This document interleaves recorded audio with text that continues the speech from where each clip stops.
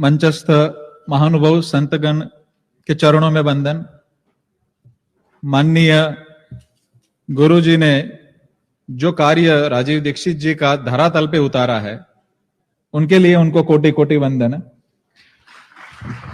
और सभी हमारे भाई बहनों को मेरा वंदे मातरम, वंदे गौ मातरम, प्रणाम सबको। हम सबके बीच में सूक्ष्म रूप में राजीव जी का विचार अंदर रहता ही है हृदय में, और सच में उनको अगर श्रद्धांजलि कोई देनी है तो उनका कार्य धरातल पे उतारना होगा। सारे अहम को साइड पे रखते हुए एक दूसरे के मक्खन को लेकर के आगे बढ़ना है और करके दिखाना है, वही उनको सच्ची श्रद्धांजलि होगी। तो मेरी विनती है, शायद मतभेद हो सकते, कुछ मनभेद कभी ना करे, एक दूसरे का मक्खन लेके सच्चे भारतीय बने, सच्चे सनातनी बने, सब लोग मिलके भारत का पुनर्निर्माण हमारे को मूल सिद्धांत को लेकर के करना है। तो बिल्कुल मैं जो 16 साल में हमें प्राप्त हुआ है, मुझे 30 मिनट में कुछ रजू करना है। तो मेरी विनती है कि मन और ये सब रहे। वहां पे 5 प्रकल्प है हमारी गौशाला में। गौ संवर्धन करते, 18 गोत्र की गिर गाय है, तो ना इनब्रीड होता है ना क्रॉस ब्रीड होता है, सभी गौ माताओं के नाम है। जिसके नाम बोलते हो दूध देने के लिए बाहर आती, कभी किसी को बांधा नहीं जाता है। 10 दिन का बच्चा भी माँ का नाम सुन के वही बच्चा दूध पीने के लिए आता है। तो ईश्वरी तत्व है। 10 दिन के बच्चे को हम क्या ट्रेनिंग दे सकते गौ माता के। तो गौ माता भी सुखपूर्वक रहनी चाहिए, हम भी सुखपूर्वक रहने चाहिए। गाय, किसान और मनुष्य सब एक दूसरे से जुड़े हुए हैं। अलग जाएंगे तो सब फेलियर है। तो एक दूसरे से जुड़ के कैसे देखना, वो सारे प्रकल्प हम चलाने का प्रयत्न कर रहे। तो गाय आधारित फार्मेसी पूरा बनाया है, गाय आधारित एक गुरुकुल है छोटा, गौ आधारित कृषि कैसे करना। देखिए, किसान उत्तम खेती, मध्यम व्यापार, कनिष्ठ नौकरी बोली है। तो उत्तम खेती कैसे, क्योंकि सच में वही रियल प्रोडक्टिव काम करता है, वही गाय को पालता है, वही पशु पक्षी को खिलाता है, वही मनुष्य को खिलाता है। तो सच में उसके आचरण में पूरा धर्म है। तो वो किसान और गाय दोनों अलग हो गए हैं। खाली किसानी करेंगे तो भी फेल हो जाएंगे, खाली गाय रखेंगे तो भी फेल हो जाएंगे। तो एक दूसरे के पूरक है।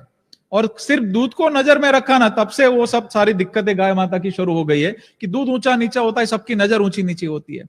तो हमने गोबर को मुख्य प्रोडक्ट बनाया है, और गाय आधारित स्वाभिमान से 7 दिन के अंदर यूरिया, डीएपी, पेस्टिसाइड कैसे बंद हो सकता है, प्रोडक्शन मेंटेन रखते हुए। जब पहली बार राजीव दीक्षित जी को सुना था, तब से पूरा बहुत, मैं 8th स्टैंडर्ड में था, तभी एक फाइनल सारी चीज गुरु जी के द्वारा हुई। हमारे गुरु जी हिमालय रहते थे, उनका स्पष्ट मत था, गाय और किसान दुखी रहेंगे तो देश कभी खुश नहीं रहेगा। फिर राजीव जी को सुना और फिर वो धरातल पे उतारने का तय किया। तो 8वीं कक्षा में भास्कर दादा सावे के पास सीखने जाता था मैं उमरगांव में, और तब से तय था। लेकिन 16 साल पहले प्रयोग किए, और सच में राजीव जी ने जो आंकड़े दिए थे कि आज जो हाईएस्ट कृषि का उत्पादन है, तभी की एवरेज थी भारत की, वो हमने धरातल पे देखा है। और वो चीज कैसे उतर सकते, उस पे R&D किया है। तो उस विषय में मैं कुछ आपको थोड़ा प्रकाश डालूंगा कि आज यहाँ पे सारी दिक्कतें क्यों है।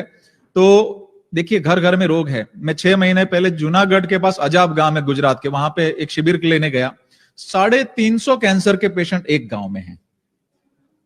अभी उस गांव की क्या स्थिति हुई होगी। तो कभी भी किसान जब पेस्टिसाइड डालता है, शहर वालों को बाद में हानि करता है, पहले खुद को करता है। नाक के ब्रेन बैरियर से पास होकर के पेस्टिसाइड पहले उसको हानि करता है। तो किसान के भाई बहन सब घर पे, वहां पे कैंसर से पीड़ित हो रहे बारी बारी सब जगह पे। तो उसके घर पे स्वाभिमान से कैसे हो। दूसरा, मिट्टी निर्जीव बना रहे हैं। आज से 40 साल पहले 1 ग्राम मिट्टी में पूरे भारत के किसान में एवरेज सिर्फ 1 ग्राम मिट्टी में 2 करोड़ बैक्टीरिया जीवाणु थे। केचुआ हमें दिखता है, अर्थवर्म, लेकिन वो दिखता नहीं, बट इसका रोल उससे भी बड़ा था। आज वो नए काम के एक कीटक को मारने के लिए पेस्टिसाइड मारा, यूरिया मारा, अब जो काम के मर गए, वो कॉलोनी 10% भी नहीं बची है। हमारे मित्र जीवाणु को अनजाने में मार दिया। वही जीवाणु वापिस कैसे मल्टीपल हो सकते हैं, पंचगव्य के द्वारा क्या हो सकता है। वेदों में से जो हमें वो मार्गदर्शन मिला, वेदों में स्पष्ट वर्णन है, श्याम कपिला, श्वेत कपिला, ताम्र कपिला, सुवर्ण कपिला, उसके 11 प्रकार। तो वो सबके गौमूत्र अलग निकले। हमने 300 गायों के गौमूत्र को सेपरेट एनालिसिस कराया, 300 के 300 अलग निकले। हमारी गौशाला, एक ही भोजन, गिर ही गाय, वहां पे आत्मा की गति और वेद की गति का हमें नॉलेज उसमें प्राप्त हुआ। तो सच में अद्वितीय है हमारे पूर्वजों का ज्ञान। वो और आज का आधुनिक का समन्वय करेंगे, अतुलनीय आगे जाएंगे। गौमूत्र के हमने एनालिसिस कराए, 5100 कंपाउंड निकले, जो पूरे विश्व में कहीं है ही नहीं। 700-800 के शायद नाम दिए हैं। तो गोल्ड के पार्टिकल्स भी है, सिल्वर के पार्टिकल्स भी है, अंदर स्टीरॉइड भी है, नेचुरल फॉर्म में एंटीऑक्सीडेंट भी है, सारा चीज कुदरती स्वरूप में पाया गया। गोबर के अंदर 1200 कंपाउंड पाए गए, ऐसा दुनिया में कहीं है ही नहीं। तो उसको कैसे 1200 कंपाउंड को खा करके जो पौधा पकेगा, वनस्पति पकेगी, उसकी तुलना कोई 2-3 केमिकल से हो सकती है क्या कभी?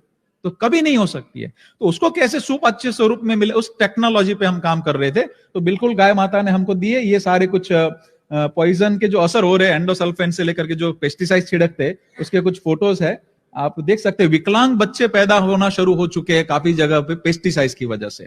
तो अगली जनरेशन को भी हमें बचाना है, तो भी हमारे मूल डीएनए को लाना होगा। तो गाय के बिना कभी संभव हो ही नहीं सकता है ये। इसको हम लोग अभी शॉर्ट करते हुए सीधा मुद्दे पे आते हैं।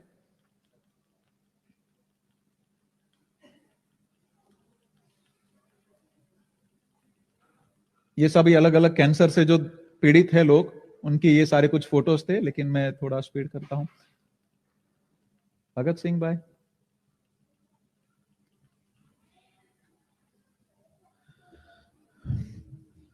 हमको पहले सबसे बड़ा डर लगता है कि उत्पादन घटेगा क्या ऑर्गेनिक में, और गाय किसान के घर पे ही उसका सच्चा घर है।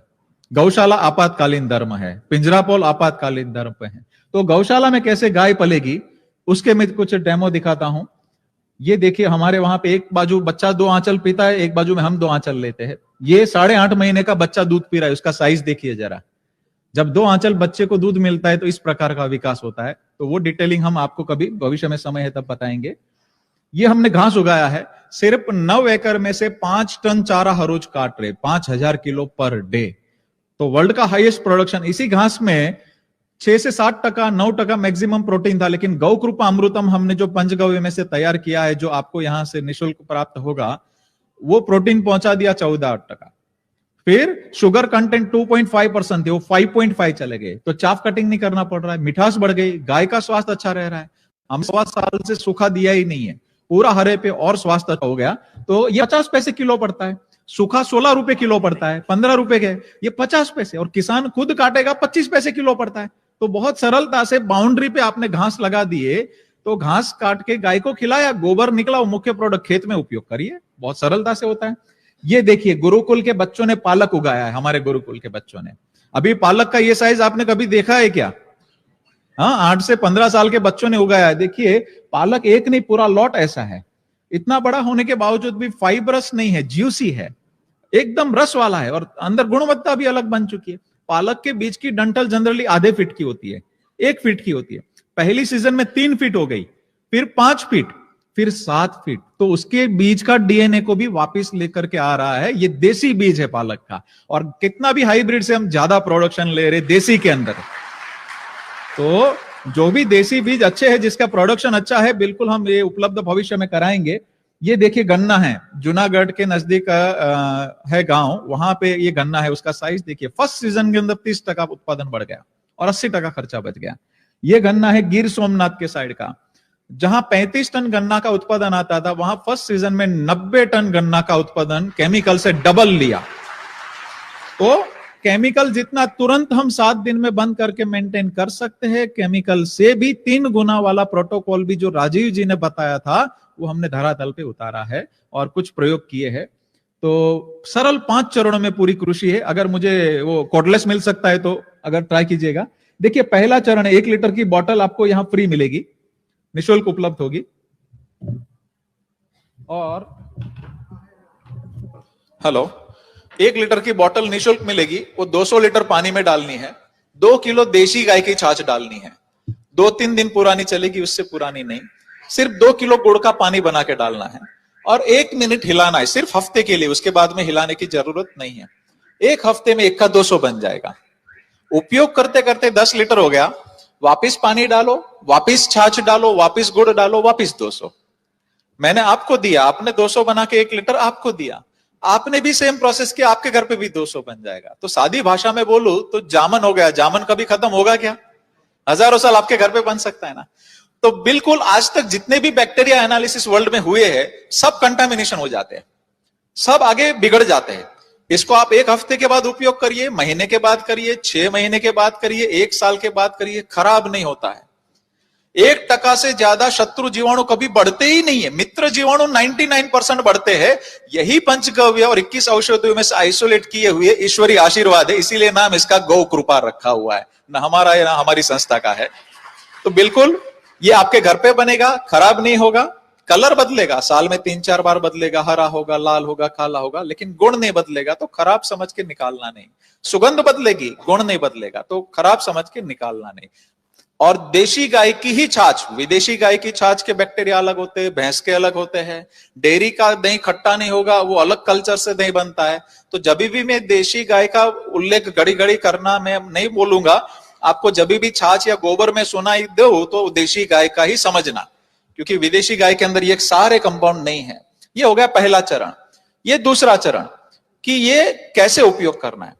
तो मिनिमम 1 से 2 गाय 1 एकड़ हमारा दर्शन है। सबने समझिए, आपने चना उगाया, मूंग उगाया, तुवेर उगाया, कुछ भी उगाया, दाना बाहर बेचा, पत्ता तो निकलेगा ही।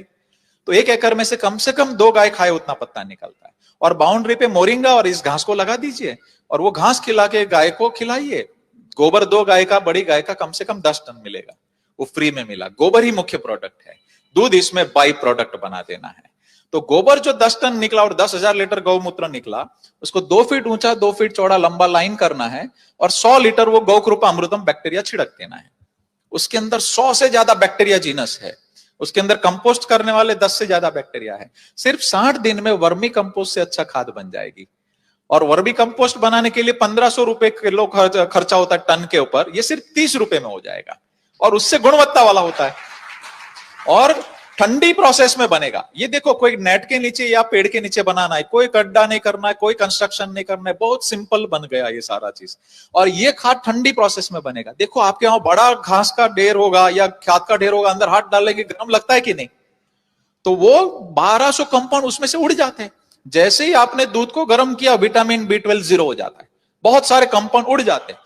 लेकिन इसके अंदर सारे मेंटेन रहते हैं। जब ठंडी प्रोसेस में खाद बनता है तो 1200 कंपाउंड गोबर के और 5100 कंपाउंड गौमूत्र के अच्छी गुणवत्ता वाले खाद के स्वरूप में रहेंगे। तो देखो, बैक्टीरिया जैसे ही गौकृपा अमृतम डालेंगे, जादू के जैसे 5 दिन में परिणाम दिखेगा। लेकिन गोबर नहीं डाला, लंबा नहीं चलेगा, क्योंकि गोबर का कार्बन दुनिया का श्रेष्ठ कार्बन है। जमीन का कार्बन सुधारना है तो वनस्पति के कचड़े का जो ऑर्गेनिक होगा एक लेवल से ठीक है, लेकिन देशी गाय के गोबर में ही जो कंपाउंड है, इसलिए दुनिया का श्रेष्ठ कार्बन गोबर है। और गोबर खेत में डाला, वही बैक्टीरिया का भोजन है, वही वनस्पति का भोजन है। तो गोबर कभी भी हटाना नहीं तो कभी भी आप लंबा चलेंगे नहीं, फेलियर हो जाएंगे। तो ये गोबर साल में 1 बार डालना है, कभी भी धूप में नहीं डालना, बिजाई से 10 दिन पहले डालना, धूप के अंदर कार्बन उसका उड़ेगा। तो डिटेलिंग में आप हमारा वीडियो और लिटरेचर देख सकते हैं। मैं बहुत ज्यादा अभी समय इसमें, ये अगर गोबर गैस का स्लरी डाला तो और 20% उत्पादन बढ़ेगा। अगर गोबर गैस नहीं, ये गड्ढा कर दो, प्लास्टिक बिछा दो, ताजा गोबर, गौमूत्र और बैक्टीरिया डाल दो, 20 दिन ढक के रखो, फिर पानी के साथ बहा दो, गोबर गैस जैसा ही परिणाम मिल जाता है। तो बहुत सरलता से 20% और उत्पादन ज्यादा ले सकते। ये तीसरा चरण, यही बैक्टीरिया पानी के संग बहाना है। अगर ड्रिप है तो वेंचुरी लगा दीजिए, कोई गालने चालने की झंझट नहीं है। ड्रिप का क्षार का भी समाधान हो गया, ड्रिप को साफ सफा रखेगा। स्प्रिंकलर में चला जाएगा, फ्लड में चला जाएगा। कितना देना है? हर महीने 1 एकड़ के अंदर कम से कम 2000 लीटर जाना चाहिए। 3 पानी दे रहे 700 700 700, 5 पानी दे रहे तो 400 करके डिवाइड कर देना है, बट जाना चाहिए। वो क्या गोल खिलाएगा मैं आगे बताता हूं। यही बैक्टीरिया पेस्टिसाइड्स की जगह पे उपयोग करना है। पेस्टिसाइड्स का खर्चा 7 लाख करोड़ का है पर ईयर। किसान की जेब में से उसमें से 80% पैसा विदेश जाता है। तो ये पूर्ण समाधान पेस्टिसाइड्स का मिल रहा है। 15 लीटर का आपका पंप है, उसको अच्छे से साफ कर लीजिए। 3 लीटर गौकृपा अमृतम बैक्टीरिया डालिए, 3 लीटर देशी गाय की छाछ डालिए और 9 लीटर पानी। कोई भी क्रॉप हो, 5 दिन, 15 दिन, महीना, 6 महीना, फ्लावरिंग, फ्रूटिंग, कोई भी स्टेज हो, हर हफ्ते ऊपर छिड़क दीजिए। इस प्रकार स्प्रे कर दीजिए। अच्छा, इसमें जो भी हम डिटेलिंग में अभी कुछ समय के लिए नहीं बोल पाएंगे, तो इसमें छपा हुआ है। तो बहुत बहुत धन्यवाद, आपने ये डिटेलिंग आपने करा हुआ है। तो बिल्कुल इसके माध्यम से आप अच्छे से नॉलेज प्राप्त कर सकते हैं और एक लिटरेचर भी हम आपके लिए लेकर के आए, हिंदी में मिलेगा।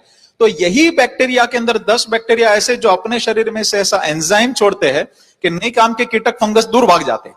तो सिंपली पेस्टिसाइड का काम हो गया। 15 दिन में एक बार 200 ग्राम अंदर दूध मिला के स्प्रे कर दीजिए पैरेलल, और अनमेच परिणाम मिलेंगे। जादू के जैसे परिणाम, फ्लावरिंग बढ़ेंगे, उत्पादन बढ़ेगा और रोग कंट्रोल हो जाएगा। और अगर इससे भी कोई गंभीर आया तो 200 ग्राम भस्म ले लीजिए गोबर की, 10 ग्राम अंदर ऑयल मिला दीजिए कैस्टर का या सरसों का, उसके अंदर मसल के 15 लीटर पानी में डाल के हिला के छान के पंप में स्प्रे कर दीजिए। कोई भी कीटक राख को भस्म को पचा नहीं पाएगा, अंदर कोई अंडा पनपेगा नहीं, सिंपली समाधान हो गया। आपके वहां पे सुअर का अगर त्रास है, भूंड का त्रास है, अगर मंकी का त्रास है, बंदरों का, तो उसकी विष्ठा ढूंढ के एक ड्रम अलग से बना के उसमें मिला के स्प्रे कर दीजिए बाउंड्री पे।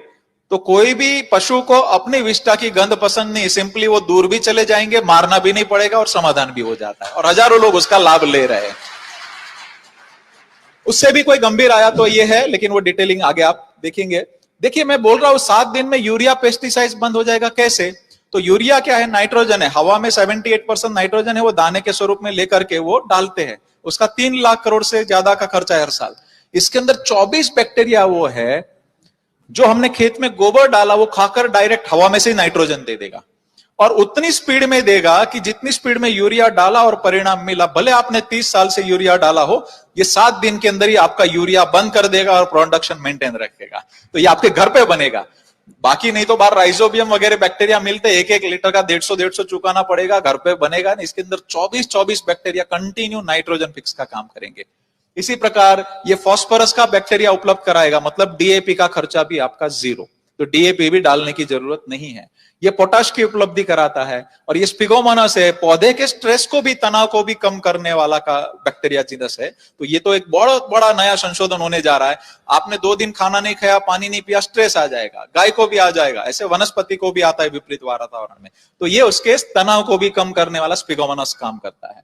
इसी प्रकार ये सल्फर की उपलब्धि कराता है, सल्फर भी बहुत जरूरी है पौधे के लिए।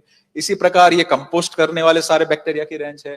ये अभी तक आपने जो केमिकल खेत में डाला है किसानों ने, उसके अंदर के हेवी मेटल्स को विघटन करने वाले बैक्टीरिया, मतलब हमारे से जो गलती है उसके जमीन को जल्दी सुधार करने वाले बैक्टीरिया है।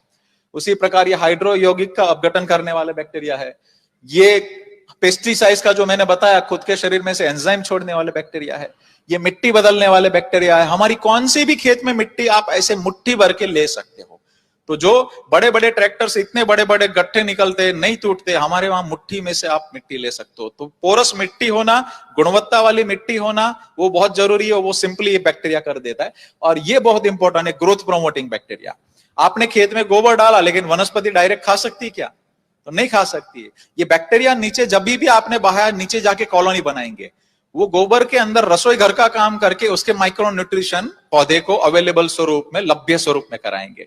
तो बहुत सिंपली अंदर से मजबूत पौधा होगा, बिना रुकावट वाला होगा। और जब जब पानी के साथ आप बहाएंगे तो हवा में से नाइट्रोजन की साइकिल फिक्स रहेगी। साथ साथ में ऊपर के आपको पैथोजन दिखेंगे, नीचे के पैथोजन नहीं दिखेंगे।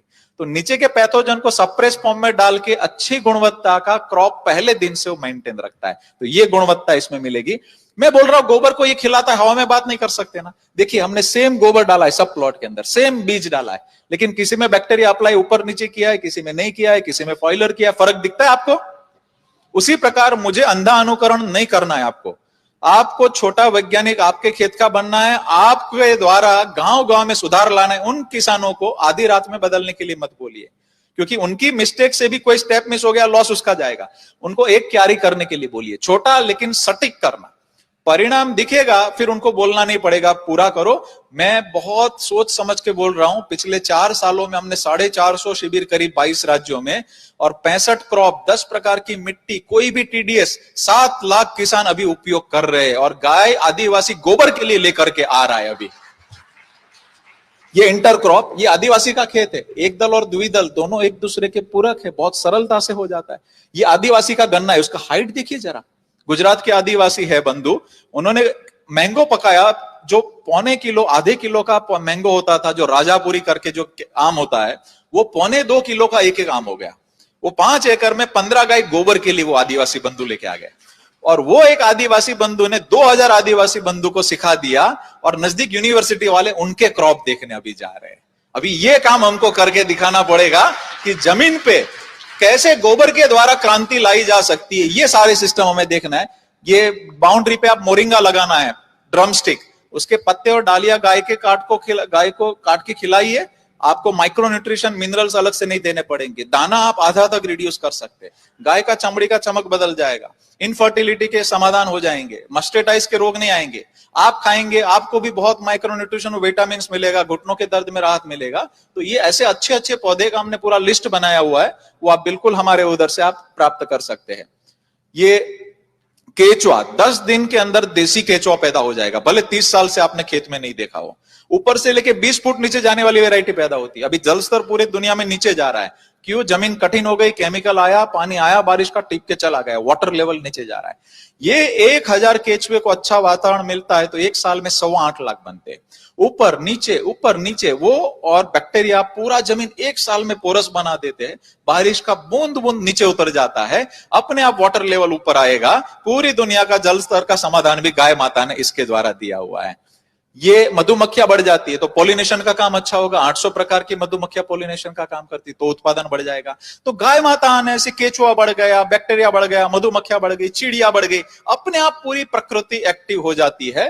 तो बिल्कुल ये बैल से खेती बहुत साइंटिफिक है। हमने बैल से खेती में 20% उत्पादन ज्यादा लिया। जब ये बैल जब जुताई करता है विडी साइड जगह पे, तो नीचे के मूल का प्रूनिंग हो जाता है और फिर ये बैक्टीरिया और गोबर छोड़ते तो 20% और उत्पादन बढ़ता है। हैवी ट्रैक्टर के पहियों से बैक्टीरिया मरते हैं, केचुए मरते हैं, जिसके पैरों के खुर में बैक्टीरिया रहते हैं, हल्के पैरों से चलते हैं। और ट्रैक्टर महंगा डीजल खा के धुआं निकालेगा, सब्सिडी लाखों की जाएगी, विदेश पैसा जाएगा, उसके सामने मांस निर्यात करना पड़ता है, और ये घास खा के गोबर देगा। सब्सिडी किसके ऊपर होना चाहिए मित्रों? सब्सिडी बैल के ऊपर होना चाहिए कि ट्रैक्टर के ऊपर होना चाहिए? तो इसीलिए आप सबको पत्र लिख करके डिमांड एंड सप्लाई का थंब रूल लागू करना है कि जितना उसको सब्सिडी मिल रहा है, बैल रखने वाले किसान को सब्सिडी मिलना चाहिए, और ये मोमेंटम हम सबको मिलकर वापस करना है। तो इसके अंदर 20% उत्पादन बढ़ेगा। ये कृषि विज्ञान केंद्र महाराष्ट्र का वाशिम का फोटो है। इन्होंने बहुत कंट्रोल प्रयोग किए, एक में गौ कृपा डाला, एक में दूसरा, एक में तीसरा, एक में चौथा पद्धति ऑर्गेनिक में। तो अभ्यास करके ये प्रयोग लिए और इन्होंने 5000 किसान को ये सिखा दिया है अच्छे लेवल पे। ये एक गाय 30 एकड़, समझ लीजिए कम गोबर करने वाली खेती है ना, वो लंबा नहीं चलेगी, कार्बन छूटेगा ही नहीं अंदर। तो ये 50% उनका उत्पादन कम हो गया था। तो अपनी इस पद्धति से इन्होंने जैसे ही किया, तुरंत उत्पादन। ये हल्दी का साइज देख सकते हैं, अंदर कर्क्यूमिन का रेशियो बदल गया पूरा। ये किरण विच्छेदार जी है, इन्होंने भी 3500 किसान का हर साल उन्होंने कर्क्यूमिन का एनालिसिस करवाया। तो हर साल 1% कर्क्यूमिन बढ़ता गया, जो एंटी कैंसरस कंपाउंड है मेन। तो बिल्कुल इस प्रकार क्वालिटी और क्वांटिटी दोनों का समन्वय बहुत कम होता है। ये दोनों चीज इसके अंदर हमें प्राप्त होती है। ये तुवेर दाल है, आप देख सकते हैं, ये मक्का है, ये मौसम्बी है, ये वकील है। गाय नहीं रखते थे, जैसे हमारा प्रयोग सुना, 5 लाख का देशी गाय का गोबर खरीदा 40 एकड़ के लिए और तुरंत प्रयोग किया। पूरे कपास गए महाराष्ट्र में, कम था वहां पे जलगांव में, ये सीधा डबल उत्पादन मिला। फिर 9 फीट इंच एवरेज कपास हो गया था। ये देखिए गुजरात के किसान का कपास है लेफ्ट साइड में, और उनके कजिन का कपास है केमिकल से। क्या क्या फर्क दिख रहा है देखो, इसमें सुखारा है, ये अनइवन है, ये एकदम इवन है। इसमें 80% कम खर्चा हुआ है। दूसरा, यहां पे बैक्टीरिया डाला, हवा में उड़ के गया, इसकी 2 लाइन सुधर गई। दिख रही है आपको? दूसरे का बुरा हमारे में आ सकता है, हमारा अच्छा दूसरे में जा सकता है। ठीक है, हमें जैसे ही परिणाम मिलता है 100 लोगों को आपको फ्री देना है, आपको सिखाना है। गुरुजी ने इसीलिए यहां पे मौका दिया है कि ये सारा चीज सीख करके आपको गांव गांव में किसान के घर पे गाय बसानी है। तो हमें हृदय विशाल रखना है। उन 100 लोगों में से पहले किसको देना है?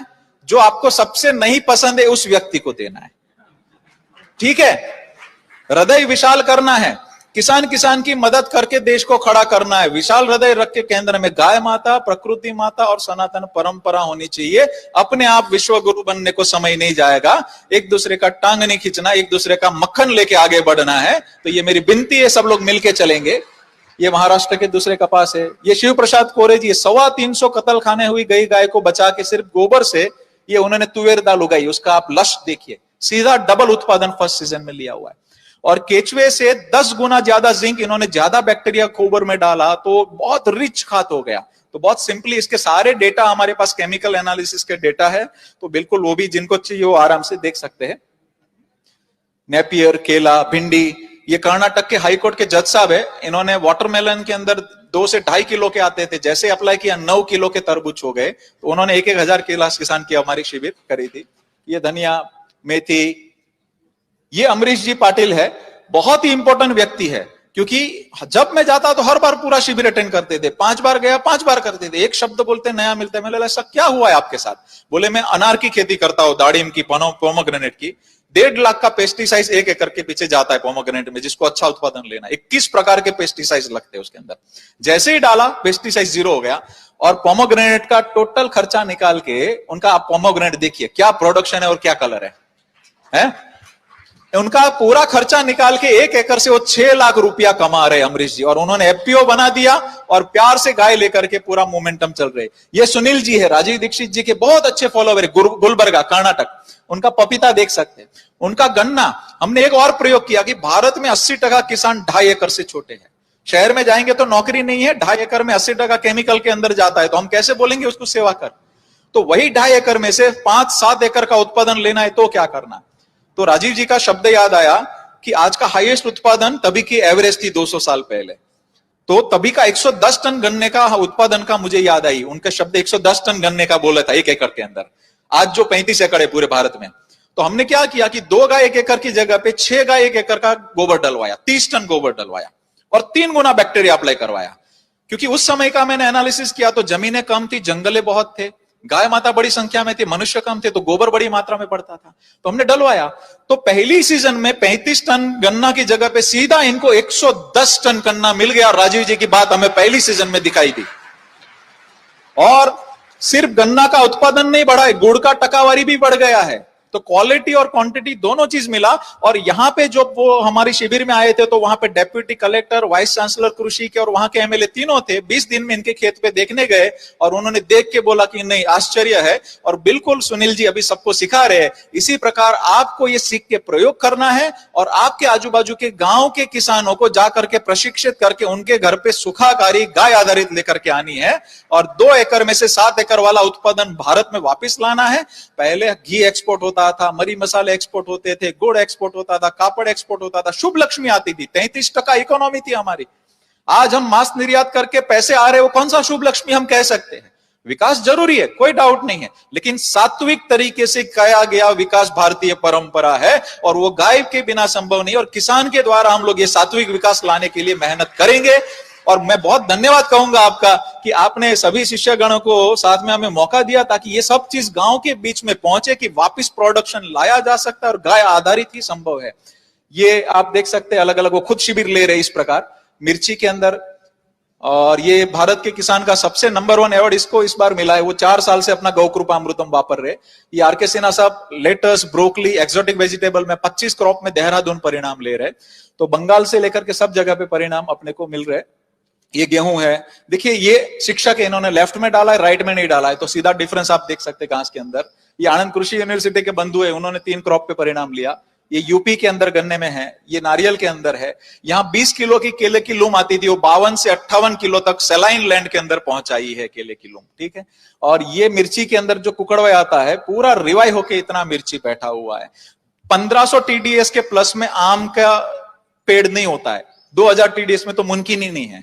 तो भरूच के पास फतेह सिंह भाई करके है, वो भी राजीव जी के अच्छे फॉलोवर्स है, 3500 टीडीएस में आम के पेड़ उगाए और आज आम आना चालू भी हो गया 3 साल के अंदर। तो कोई भी मिट्टी हो, कोई भी पानी हो, देशी गाय का गोबर गौमय वस्ते लक्ष्मी जो बोला है वो हमने धरातल पे उतरते हुए देखा है और हम लोग मिलके इसके द्वारा ही भारत का पुनर्निर्माण करेंगे। ये आम के अंदर जो प्रोडक्शन गए साल गुजरात में 80% डाउन था, इनके यहाँ पे फल धारण करने की क्षमता बढ़ गई जब इनको माइक्रो न्यूट्रिशन अवेलेबल फॉर्म में हुए, तो आम का प्रोडक्शन बढ़ा और 35 लाख रुपया वो बंदा कमाया, गए साल 27 लाख रुपया कमाया था। तो इस प्रकार का जब किसानों को पैसा मिलेगा तो स्वाभिमान से वो गाय रखेगा और उनकी अगली पीढ़ी भी गांव में स्वाभिमान से टिकेगी, वो हमें देखना है इसके अंदर। ये देखिए उसका शक्करकंद 300 से 400 ग्राम होता था, वो 4 किलो की एवरेज हो गया। एक शक्करकंद को ज्यादा पिलाए 10 किलो का एक शक्करकंद हो गया था, न्यूज़पेपर में आया था। इतना बड़ा शक्करकंद वो पहली बार हुआ है कच्छ में। और 45,000 लीटर की पूरी बैक्टीरिया की टैंक बनाई और ऑटोमेशन, ड्रिप है, कम पानी में कृषि हो रही, वो आधुनिक टेक्नोलॉजी स्वीकार करने में हमें दिक्कत नहीं है, लेकिन केमिकल है, हमें दिक्कत है। तो हमें विवेक पूर्वक काम करना है कि क्या स्वीकार करना, क्या नहीं करना। इस प्रकार के कॉम्बिनेशन से कर सकते हैं। ये ड्रैगन फ्रूट में, ये सफेद प्याज में, ये अलग अलग कुछ क्रॉप है, लेकिन अभी ये देखिए, ये सबसे सेंसिटिव क्रॉप है फूल गोभी। ये भी बैक्टीरिया से अपना संभव हो चुका। आलू के अंदर परिणाम मिला। 200 ग्राम वाला आलू के अंदर आज तक कोई सक्सेस नहीं। छोटी छोटी आलू हो जाती थी, तो वो पहली सीजन में आया, लेकिन हमने 30 टन वाला गोबर आलू में प्रयोग करवाया, तो 800 ग्राम का एक एक आलू निकला। 1 किलो का था, कोई 600 ग्राम का था। हाईएस्ट प्रोडक्शन इन आलू। और हल्दी के अंदर भी 7 से 8% कर्क्यूमिन, जनरली 2 से 3%, 4% होता है, 7 से 8% तक कर्क्यूमिन चला गया। तो इस लेवल का क्वालिटी और क्वांटिटी दोनों मिल चुका है। ये शशिकांत भाई है। एक बहुत, मैं गुरुजी 2-4 मिनट ले सकता हूं? ओके। जनरली क्या होता है, ये मिट्टी में ये डेफिशिएंसी है, इस पानी में ये गड़बड़ है। हम जमीन और मिट्टी और पानी के अंदर वो सब वही ढूंढते रहते कि इसमें ये कमी। आधुनिकता का इतना ज्यादा प्रभाव हो गया कि गाय के चक्कर में सब भूल गए हम लोग। तो ये किसान का बहुत टेक्निकल प्रश्न था। बोलता हमारे मिट्टी में फास्फोरस की डेफिशिएंसी है, और आलू को फास्फोरस मतलब डीएपी चाहिए ना। मिट्टी में गोपाल भाई हवा में से नाइट्रोजन आएगा, फास्फोरस नहीं आएगा। मिट्टी में नहीं है, गोबर में नहीं है, तो आएगा कहां से डीएपी? और आलू बहुत कम समय के अंदर हेवी प्रोडक्शन लेना होता है, तो उत्पादन आएगा ही नहीं। और टेक्निकली उनका बात सही भी था, लेकिन हमने बोला एक काम करो, छोटा प्रयोग करना, हमको अनुभव नहीं है। 3 फीट नीचे पूरे भारत की सब मिट्टी में सब माइक्रो न्यूट्रिशन है, ये बैक्टीरिया और केचुआ उसको उपलब्ध कराएंगे। छोटा प्रयोग करना। लेकिन उन्होंने सीधा 1 बीघे में किया। ये उनका मूंगफली, और 30 साल केमिकल डालने के बाद फर्स्ट सीजन का आलू का क्रॉप है। कहीं फास्फोरस की डेफिशिएंसी दिखी क्या आपको? और बहुत भावपूर्वक उनको लग गया कि नहीं, अरे यार ये तो मैं आज तक गलती कर रहा था। वो हैवी पेस्टिसाइड्स के लिए फेमस था वो किसान। वो घर पे गाय लेकर के आ गया, 2 आंचल बछड़े बछड़ी को पिला, और बेडरूम में उसके बछड़े बछड़ियां घूम रही है, और उसको वंदन करके खेती में वो रोज जाता है। तो किसान को गाय और धरती माता को वंदन करके वो सही चीज लेकर के, ये 800 ग्राम का आलू का एवरेज का फोटो है, देवेश भाई करके बोरिया भी बहुत फेमस है, ऑर्गेनिक का बड़ा एफपीओ बनाया, वो पूरा गौ कृपामृतम से कर रहे। ये हमीर भाई है, वाटरमेलन। ये भगत सिंह भाई है। हमारे बीच में भगत सिंह भाई है, जो आपके सामने वो चल रहे। 7 साल से अन्न ग्रहण नहीं किया, ज्यादातर कच्चा दूध ही पीते हैं। तो दूध अकेले कोई संपूर्ण आहार आयुर्वेद में बोला है, वो शाश्वत उदाहरण है। कभी कभी वो फराली और फल लेते हैं। और एक मित्र 16 साल से दूध के ऊपर है, एक मित्र 30 साल से दूध के ऊपर है। तो दूध को ही अकेले को संपूर्ण आहार बोला है। तो कैसे करना वो आगे समय रहे तो कभी कहेंगे। ये गुरुकुल के बच्चों ने बीट उगाया था, 300 से 400 ग्राम के होते थे, वो 4.5 किलो तक चले गए। और ये कुछ शिविर के फोटो है। हमने एक पुस्तक तैयार किया कि सरल 5 चरणों में कृषि, नंदी कैसे सिलेक्ट करना, गाय माता कैसे सिलेक्ट करना, वहीं की देशी गाय क्यों रखना, सबको गिर के पीछे नहीं भागना है। सभी भारतीय देशी गौवंश अच्छे हैं, गोबर ही मुख्य प्रोडक्ट बनाना है। सभी के गौमूत्र के अंदर गोल्ड के पार्टिकल है, सिल्वर के पार्टिकल है। तो हमारी स्थानीय नस्ल को कभी भी अपमानित नहीं करना। वो सारा विषय इसके अंदर टेक्निकल साउंड के साथ हमने लिखा हुआ है। क्योंकि डांगी गाय के मित्र आए थे, बोले गोपाल भाई हमको गिर का सेवा करना है। मैंने बोला सेवा करना है तो आपके पूर्वजों को हजारों साल उस गाय ने पाला है, उसकी सेवा करिए। उन्होंने बोला बात तो सही, लेकिन इतनी छोटी 1.5 लीटर दूध देती, कैसे इकोनॉमी होगा? मैंने बोला हमारी पैटर्न से खाना दीजिए। गाय का गोबर आपको देख के पता चल जाना चाहिए कि उसका आज पाचन कैसा है। और उन्होंने किया, एक ही साल में वही की वही डांगी 4 लीटर पे चली गई, और खाना 30% ही गिर के सामने खाया। एक गिर में 3 पल गई, 3 का मिल के 12 लीटर हो गया। पूरे गुजरात में गिर की एवरेज 8 से 10 है, उससे वो आगे चली गई इकोनॉमी। ऐसी 20 ब्रीड पे काम कराया। सभी माताएं अच्छी है, काले माथे वाले मनुष्य के अंदर कमी है, इतना ही समझना है। ये सारा इसके अंदर लिखा हुआ है पुस्तक में। और गाय को क्या खाना खिलाना, कौन सी दिशा में नक्षत्र के हिसाब से कौन सा वृक्ष लगाना, उनके फल और पत्तों से गायों का इलाज कैसे करो, आपका खुद का इलाज कैसे करो। 90% बहनों को मासिक धर्म के प्रश्न है गांव में, तो देसी दूर्वा जो गणेश भगवान को माथे चढ़ती है, वो चटनी बना के 2 महीना पिलाइए उसको मिक्सी में पानी मिला के, तो अच्छा हो जाता है। तो इनफर्टिलिटी के भी समाधान हो जाते हैं। आजू बाजू की 51 औषधि और पंचगव्य से गायों के द्वारा कैसे हमारा स्वास्थ्य अच्छा रह सके, वो सारा चीज इसके अंदर लिखा है। घी का डेटा, मैं 2 किलो हर महीने घी खाता हूं, हर रोज मिठाई खाता हूं, 1 लीटर दूध हर रोज पीता हूं। वो बाहर का खाया होता तो कब का ऊपर चला गया होता। लेकिन आप जैसे गुरुजनों ने बताया कि कैसे खाना, किस प्रकार करना, वैदिक एनालिसिस किया, उसके सारे डेटा लिखे कि घी कैसे खाना, किस प्रकार। राजीव जी ने कितना अच्छे से छोटी उम्र में इतने सारे विषय पे बता के गए। उस विषय को आगे लेकर के जाने के लिए ये सब लोग हम मिलके एक दूसरे का मक्खन लेके बढ़ेंगे। घी के अंदर का एक बात बता दूं, मार्केट में ओमेगा 6 जो मछली के तेल में से 25,000 रुपये लीटर बिकता है कैप्सूल। 2 चम्मच देशी गाय के बिलोने के घी में है। ब्यूटारेट 1 लाख रुपए किलो है, 2 चम्मच देशी गाय के घी में है। तो दूध कैसे खाना, घी कैसे खाना। मक्खन दुनिया का सबसे जल्दी पचने वाला फैट है, बच्चों के मानसिक और शारीरिक विकास के लिए क्यों ठीक है, सारा डेटा लिखा है। फिर कौन से महीने क्या खाना क्या नहीं खाना, क्या करना क्या नहीं करना। हम समाधान लेके ही गांव में जाए ना। सबसे ज्यादा वैद्यों को पगार कहां मिलता था राजाओं के समय में? जिस वैद्य को कम से कम ट्रीटमेंट करना पड़ा उन वैद्यों को पगार मिलता था, ज्यादा ट्रीटमेंट करने वालों को नहीं। कि आजू बाजू अवेयरनेस कौन रखता था? तो हमें वही वैद्य का धर्म निभाना है। आजू बाजू के सबके घर पे रोग आए ही नहीं, वो स्थिति कैसे निर्माण करना, वो इस पद्धति से हम लोग बिल्कुल आगे बढ़ेंगे। और लास्ट में सवेरे से शाम को उपयोग होने वाली प्रोडक्ट कैसे बनाना, जैसे दही लगा के हम बोलते, शेविंग क्रीम गांव वालों को खरीदने की जरूरत नहीं, दही लगा के करो, बहुत अच्छा होता है, 10 दिन में चेहरा भी चमक जाता है। तो ये सब खर्चा करने की जरूरत नहीं। मैं 27 साल से साबुन शैम्पू उपयोग नहीं कर रहा हूं। मुंबई रहता था तभी भी गोबर का पाउडर और आटे बाटे मिला के ना लेता हूं, सारी रेसिपी अंदर लिखी हुई है। अर्जुन का एक पत्ता, अर्जुन जो राजीव जी हमेशा याद करते हैं, अर्जुन का एक पत्ता रात को पानी में मसल दीजिए, दूसरे दिन जेल बन जाएगा, उससे नहाइए। क्या गजब के परिणाम है। एक बाजू हम एकादशी का उपवास करते हैं और एक बाजू में विदेशी कंपनी सस्ता साबुन गांव में डंप करता है प्राणियों की चर्बी के ऑयल से बना हुआ, वो नहा के हम पूजा करने के लिए बैठते। बताइए क्या करते? तो बिल्कुल एक अर्जुन का पेड़ पूरे गांव को आजीवन नहला सकता है। ये सारी रेसिपी है। और ये प्रभु जी स्वदेशी हमारे बीच में ही है, उन्होंने अपनी शादी में रिटर्न गिफ्ट में बैक्टीरिया बांटा था। प्रभु जी एक बार, अभी देखिए क्या भाव जगा होगा कि किसानों को उन्होंने अपनी शादी में याद रखा, शोक सभा में बांटना गया। तो किसी के घर पे आप बैठने जाओ, बॉटल लेके जाइए। किसी के घर पे आप बैठने के लिए, कोई किसान आपके घर पे आए, बॉटल लेकर उनको दीजिए। वो दूसरी बॉटलों का व्यवहार चालू हुआ है ना, वो बंद करने जैसा है। वो भारत को शोभा नहीं देता है। बस ये इस कुछ शिविरों के फोटो है। इस प्रकार हमने 450 शिविर करी पिछले 4 साल में और 7 लाख किसान तक पहुंचे हैं। और ये सभी अलग अलग पंथ में कोई भी प्रकार के अलग अलग अच्छे लोग हैं जो देश के लिए सोचते हैं, सभी एक दूसरे का मक्खन लेके आगे बढ़े। और आखिर में लास्ट में मैं की बोलूंगा वापिस कि राजीव जी को सच्ची श्रद्धांजलि वही होगी कि उन्होंने बहुत कम उम्र में सरल भाषा में जो ज्योत जगा के गए हैं, हम सबके दिलों में है और भारत में कोने कोने में है। एक दूसरे का मक्खन लेकर के बांटना नहीं है, मिलना है। एक दूसरे का मक्खन लेकर के भारत का पुनर्निर्माण, हमें नॉलेज लेकर के जाना है। क्योंकि विदेशी कंपनियों के पास मसल पावर होंगे, मनी पावर होंगे, दूसरे पावर होंगे। भारत हमेशा नॉलेज, ज्ञान के पावर से आगल रहा है और वो ज्ञान का पावर हर एक गांव में पहुंचा के हम लोग आगे बढ़ेंगे। आखिर में श्री कृष्ण भगवान और शिव जी को याद करके मैं पूर्ण करूंगा, क्योंकि उन्होंने सबसे ज्यादा गाय को सम्मान दिया था। कि गाय, उनको पूछा गया सबसे ज्यादा आनंद कब आया? बोलते मैं जब गौ चराने जाता था, गौ धोड़ी वेला वापिस आता था, मेरी पूज्य गायों के पैरों से गौ धूड़ी उड़ती थी, वो ना आनंद आता था मुझे ऊपर धूड़ी उड़ के, वो आनंद कभी नहीं आया।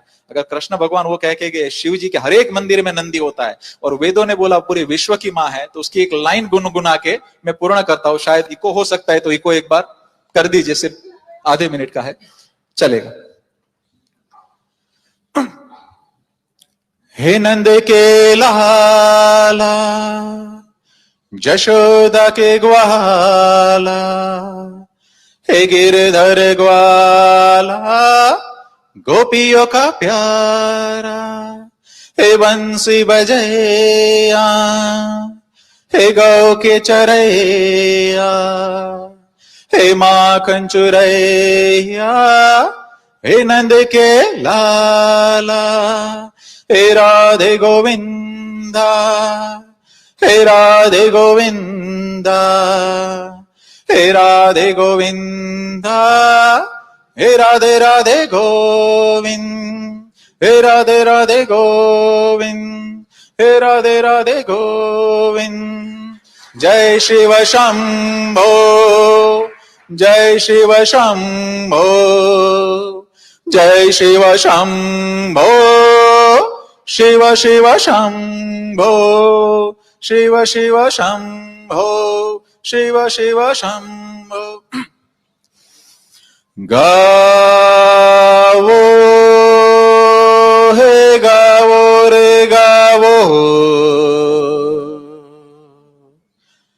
गावो हे गावो रे गावो रे गावो, गावो विश्वस्य मातरः, गावो विश्वस्य मातरः, गावो विश्वस्य मातरः। मैं वंदे बोलूंगा 3 बार, जोर से मातरम बोलेंगे। वंदे। गुरुकुल के बच्चे इससे जोर से बोलते, इतना जोर से देना नहीं चलेगा, हम गाय वाले हैं। वंदे वंदे वंदे। बहुत बहुत धन्यवाद, मुझे मौका मिला और मैं क्षमा चाहता हूं, मैंने पहली बार इतना ज्यादा समय मंच से ले लिया है दिए हुए समय से, तो मैं क्षमा चाहता हूं।